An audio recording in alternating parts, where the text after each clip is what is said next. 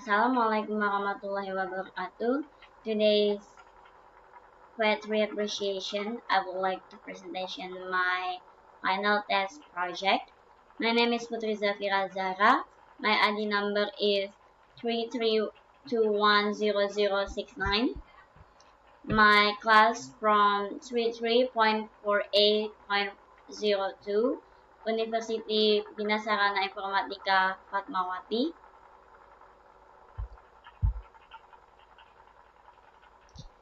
What will be discussed? There's the poem, intrinsic, extrinsic, the message, make poem, aspect of the poem.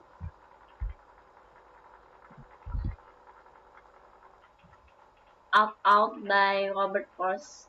The bus sows snarled and rattled in the yard, and made dust and droplets of flying stick of wood.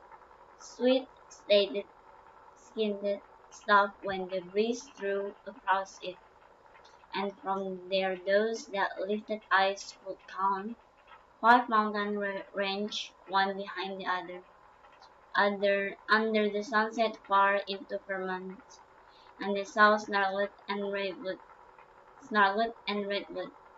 as it rained like, or had to bear a load, and nothing happened. They was all but done. Call it a day. I wish they might have said, to please the boy by giving him the half hour, that a boy counts so much when safe from work. His sister stood beside him in her apron to tell them supper. At the work, the sow, as if to prove sows knew what supper meant, leaped out at the boy's hand, or seemed to leap. He must have given the hand. However it was, neither refused the meeting but the hand. The boy's first outcry was a rueful laugh, as he swung toward them holding up the hand, half in appeal, but half as if to keep the life from spilling. Then the boy saw all, since he was old enough to know, big boy doing a man's work, talk a child at heart. He saw all spoiled. Don't let him cut my hand off, the doctor, when he comes. Don't let him, sister. So, but the hand was gone already.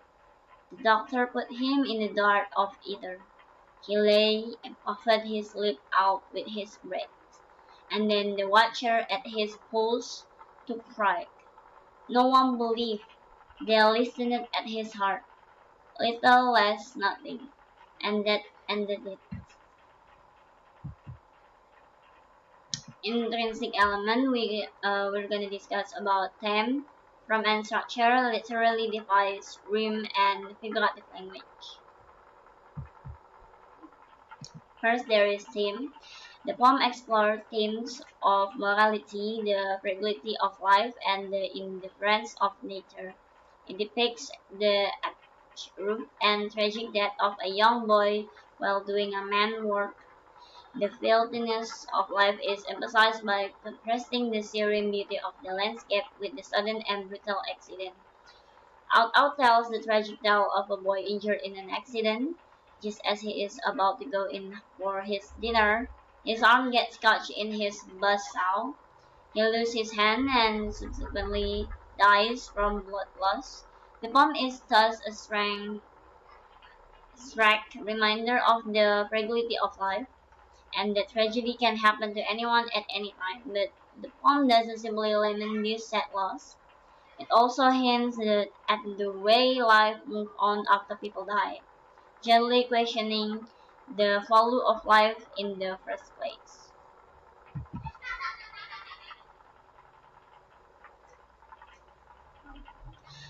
The second is form and structure. The poem consists of a single stanza containing 34 lines. It follows a predominantly iambic rhythm with variation in method. The lines do not adhere to specific rhyme scheme. employing both end rims and internal rims sporadically. This narrative form is set in one long stanza, written in an unrhymed iambic pentameter. In the absence of any formal rhyme scheme, some rima can still be identified in the repetition of the word saw, hand, and boy, which are emphasized throughout. Literally device. The analysis of some of the literary devices used in this form has been started below. There's associate in the repetition of vowel sound in the same line. For example, the sound of O in and made thus and drop stroke line stick of wood, and the sound of E in he lay put his lips out with his breath. And consonants is the repetition of consonant sounds in the same line. For example, the sound of T in the doctor when the comes don't let him sister, and the sound of F in he must have given the hand. However, it works. Alliteration is the repetition of consonant sounds in the same line in quick succession, such as the sound of S in the sweet sentence stop when the breeze drew across it. Personification is to give human qualities to inanimate objects. For example, the sow which is compared to buzzing sounds in personified. The buzz sounds snarled and rattled in the yard, and made dust and dropped flying sticks of wood. Still literally device, there's imagery is used to make readers perceiving things involving their five senses. For example, the bus sounds snarled and rattled in the yard, and Magda's a dropped of flying stick of wood, and the doctor put him in the dark of either. Also, symbolism is the use of symbol to signify ideas and qualities by giving them symbolic meaning that are different from their literal meanings. Here, sunset symbolizes the end of the young boy's life. Onomatopoeia, it refers to the word related to the natural sounds of animals or objects. The poet has used the word buzz, snarled, rattled are example of onomatopoeia. Poeia. Enjambment, it is defined as a tool of clause that does not come to an end at the late line break. Instead, it moves over the next line. There is rima.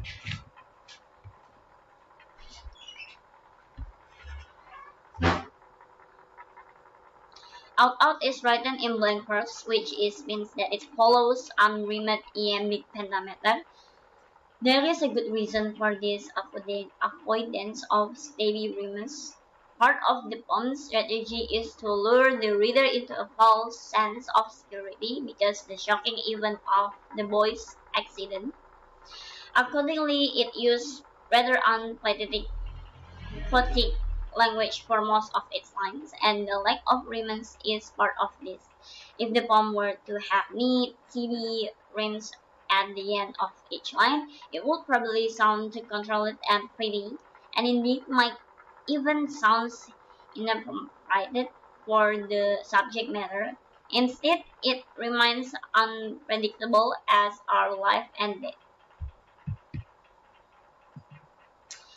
In Rima, there are however some noteworthy yet subtle internal rimes created through associate and consonant. This is clear in lines 5 until 7 where the consonant O and sound combine with the consonants of N and T sounds, plus the subtle slant rima here between count and permanent to add a distinct sense of musicality to the serene natural skin.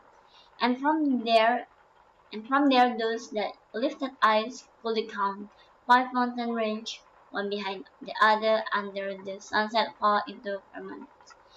There's another striking internal theme in the poem's final two lines: no more to bulk on there, and they signs they were not the one that turned to their affairs. When read out loud, this single, though not perfect, rhyme is quite noticeable, and given the poem an air of finality, as though the page of storybook are being firmly shut. Figurative language. There's personification. The buzzsaw is personified, giving it human-like qualities and action. It's narrowlit and redlit in the yard, suggesting aggression and menacing presence. Second is metaphor. The poem compares the boy's work to that of man, describing him as a big boy doing a man work, took a child at heart. This metaphor highlights the boy's premature responsibility and the contrast between his physical capabilities and emotional maturity. Third, hyperbole. When the boy realizes the severity of his injury, he pleads, "Don't let him cut my hand off." The doctor when he comes. This exaggerated statement emphasizes the boy's fear and desperation, revealing his shock and disbelief. Irony, the pairs call it a day, is used ironically in the poem. While it typically means to end work and relax, here it implies that the day's work should have been stopped earlier to prevent the tragic accident. The irony underscores the tragedy of the situation. And the last allusion, the poem contains an allusion to Shakespeare's play Macbeth. The line out, bright candle echoes Lady Macbeth's lamentation about the trances of life. The allusion depends the poem's exploration of morality and the brevity of human existence. Intrinsic element, we're going to talk about background author, background literary work, and critical perspective from expert. Background author, Robert Frost, 108,074 until 109,063, was an influential American poet known for his depictions of rural life and nature. He was born on March 26 in 1874 in San Francisco, California. However, when his father died on tuberculosis in 1885, Frost's mother moved the family to Lawrence, Massachusetts.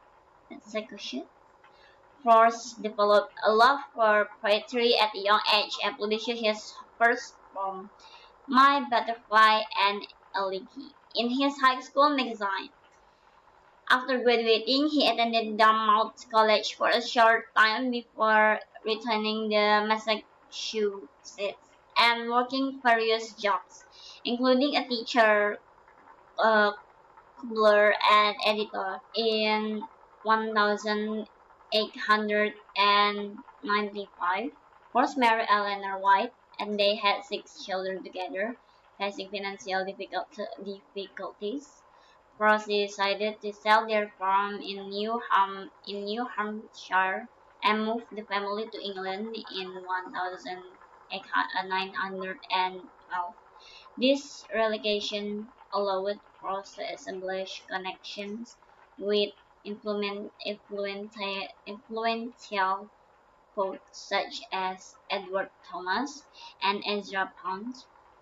Frost's first poetry collection, A Boy's Will, was published in 1913, followed by North of Boston in 1914, which gained critical acclaim.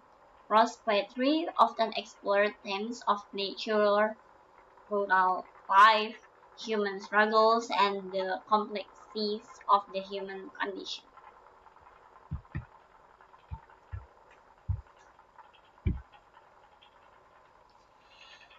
Background literary work.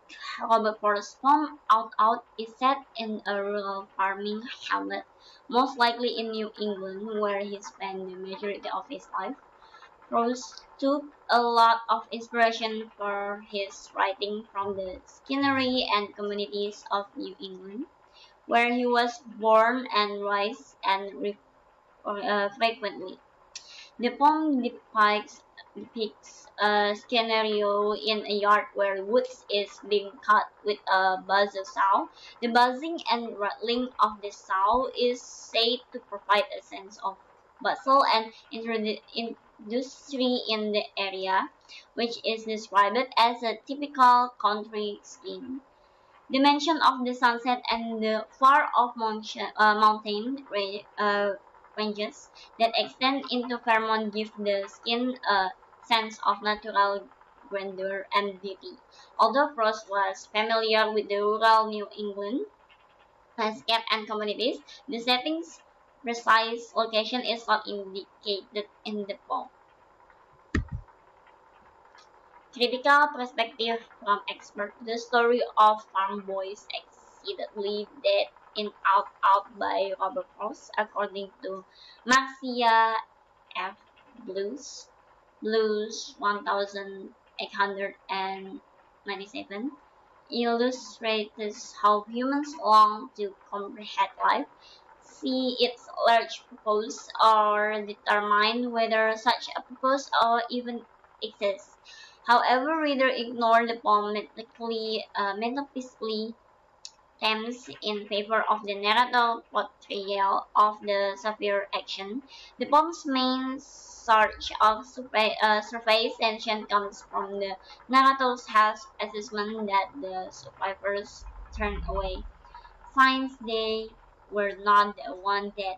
His judgment prompts literature to define the survivor's behavior. While addressing the poem's surface rift, these explanations also mark its underlying tension. Readers are drawn into a struggle for understanding by force. The message in poem. The message of Robert Frost's poem Out revolves around the sudden and tragic nature of human mortality, the fragility of life, and indifference of nature to human suffering. The poem begins by setting a scene of domestic tranquility and natural beauty, with the buzz saw operating in the yard and the serene backdrop of mountain ranges under the sunset. However, this idyllic setting is disrupted by the tragic accident that occurs. The boy, engaged in labor beyond his years, suffered a severe injury while working with the buzzsaw. The message emerges as the poem explores the fleetingness of life and the abruptness with which it can be taken away. The boy's initial reaction is a rueful laugh, perhaps reflecting his disbelief, and attempts to downplay the severity of his injury. However, his laughter give way to desperation as he pleads for his hand to be saved.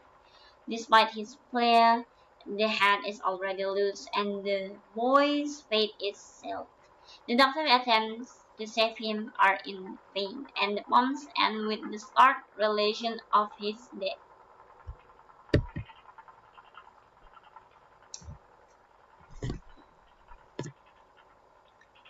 Uh, my own poem, Flower, in pile of green where sunbeam dance, a tapestry of color, nature's sweet romance.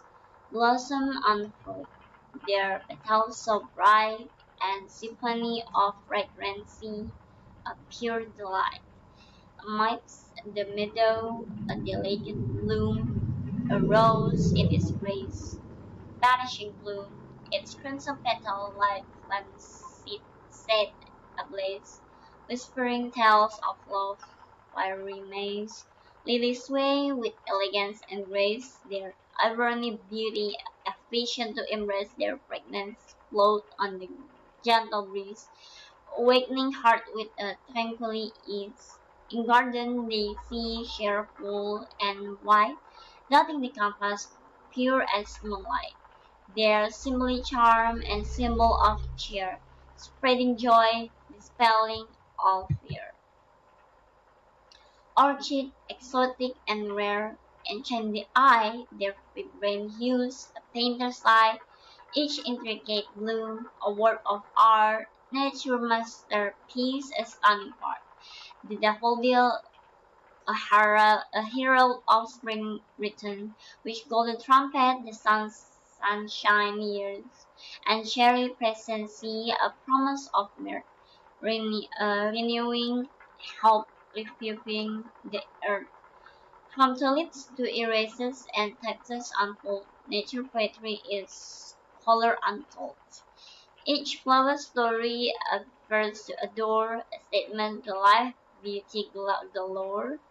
So let us cherish these blooms so fair, for in their presence we find solitude and care. May they delight whisper forever in heart, the magic of flower intention on the heart. The poem aspect. There's metaphor. The poem contains several metaphors that compare flower to other object or concept. For example, the line tapestry of color compare the array of colorful flower to a woven fabric, emphasizing their beauty and diversity. The pearls whispering tales of the love fairy means metaphorically portrays the crimson petals of a rose as storytellers, symbolizing the passionate and complex nature of love. Personification. The poem personifies flowers, attributing human qualities to them. The lime blossom unfurl their petals so bright. Personifies the flower as if they have agency and purposefully open their petals. This personification adds a sense of liveliness and energy to description. And the last is simile. The poem includes smiles and make comparison using like or as. The line their frequency floats on the gentle breeze employs a simile to describe how the scent of lily moves through the air. Lightning into the action of floating, the smile emphasizes the gentle and ethereal quality of the frequency. Okay, that's all from me. Thank you for your attention. Wassalamualaikum warahmatullahi wabarakatuh.